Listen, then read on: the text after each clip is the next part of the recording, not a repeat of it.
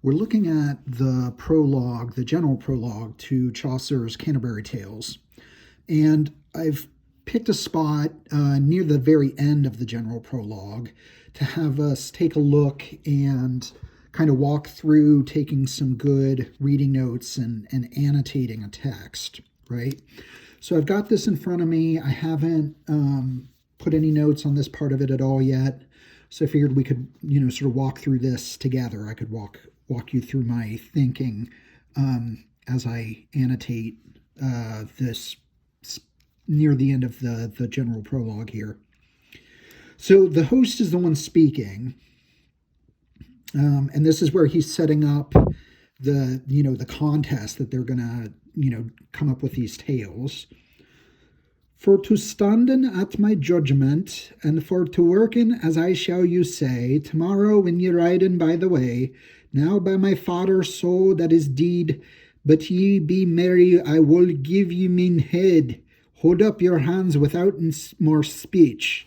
So the host is in control, right? It's going to be his judgment.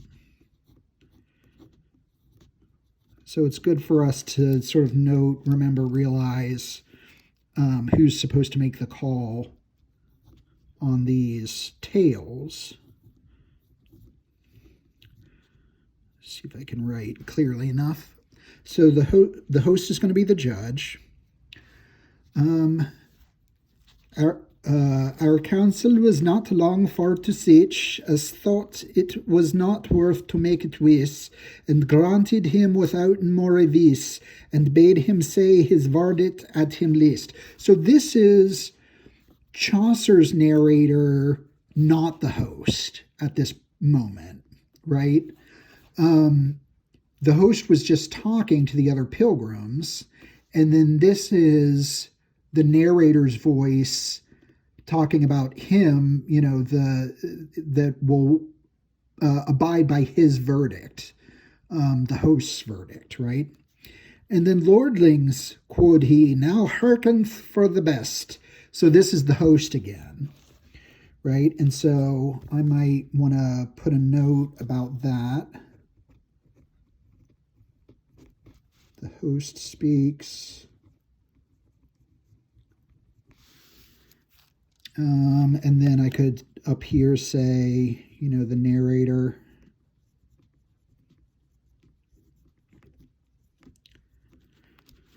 Is the one speaking here. And sometimes I'll do like a little bracket for something like that,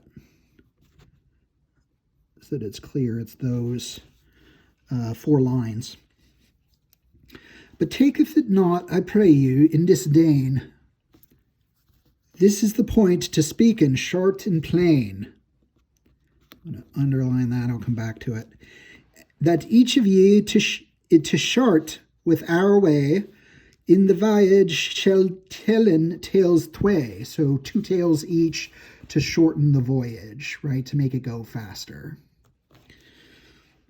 So this is where we actually find out how many tales are supposed to be planned out here, right? So I might just put like a 2 there. To Canterbury word, I minne it so, and homeward he shall tell in other 2. So there's 2 more, right? So it's going to be 4 per pilgrim. Of adventures whilom have befall, and which of you that beareth him best of all, that is to say, that telleth in this case tells of best sentence and most solace, shall have a supper at our aller cost, here in this place, sitting by this post, when that we come again for Canterbury. And for to make you the more merry, I will myself goodly with you ride. Make sure I get this on the camera here. Right at mine own cost, and be your guide. And whoso while my judgment will say, shall pay all that we spend by the way. And if ye vouchsafe that it be so, tell me anon without words mo, and I will early shape me therefore. So the host is this innkeeper offering to go along with them on this pilgrimage to become a pilgrim himself and to be the judge of this sort of contest over tales. And the tales, so we know it's going to be 2 there and 2 back. And I could write, 2 there and back or something like that. An additional note there so I remember. And they're short and plain, right? So these are going to be in the vernacular, sort of plain spoken. Actually, they're still poetry, right? Like, this is all in rhymed verse, and the tales are too. But remember that, Chaucer's going to be giving us some kind of, low-born, unaristocratic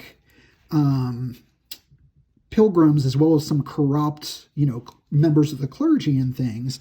And so they tend to be very, plain spoken, and some of them use a lot of obscenities and things. If I can pull back to this part, we looked at this together in class. Forgive me for not describing everyone, the host. So he says, he sort of sets up in the page before, forgive my plain speech, that you don't think he's villainous, the narrator's villainous for speaking in a vulgar way, potentially with obscenities and things. So this is the host's offer, right, to do this. And then whoever wins the contest, whoever he judges as having the best tale, everybody's going to treat them to dinner when they return to the inn from Canterbury. So they're on their way to Canterbury right now, right? That's the pilgrimage. There are lots of other things we could sort of annotate here so that when we're looking back over the text, it's much quicker and easier to find what we might want to find, right? Let's see. I was trying to think if I wanted to have us read down the next bit, but let's just stick with what we've got so far. So this way, if we wanted to talk about where in the text, how the narrator shows up, and what the narrator's relationship with the host is, this would be a good place to look and pay attention and think about, right? And this is also where the host, sort of sets up the parameters of the contest, that it'll be 2 there and 2 back. So it's this part in the general prologue is how we know what Chaucer's supposed plan was. I don't know if he ever actually planned on doing that many tales, if he was really ambitious getting started and then realized that would just be an absurd task or what. But this is where he lays that plan out, right? So this is all good stuff to know, pay attention to, think about. Some of it I've just underlined, but several things I make some kind of marginal notes. And then up at the top, because this is a narrative text, this is a narrative poem, not just a short lyric poem, I often find it useful to have some kind of note at the top giving me some sense just of where we're at in the text right now, right? So this might be host explains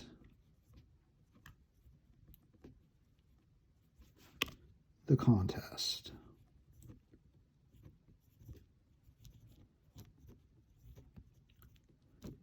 And this way I've got a note at the top so that if I'm just flipping through my book, and of course I'm looking at a printed version of this, but you could do this too if you printed out the PDF, or, you could do this kind of annotation on your computer if you use like Adobe Acrobat and the notes function or something like that. But it tends to be easier to do this with pen in hand if you can print out the text you're working on. So the note at the top, I can sort of quickly and easily find my way around where we're at in the story. And then the marginal notes give me a sense of what's going on here and what my thoughts were. Where did I notice in this passage? All right. So we'll do another video like this, focusing on close reading and dealing with a lyric poem. But I think this is a good example of, any kind of narrative text, like an epic poem, like the Canterbury Tales, or Spenser's Faerie Queen, or Milton's Paradise Lost, or a longer, sort of prose narrative. This gives you sort of a good model of how you could go about annotating as you read.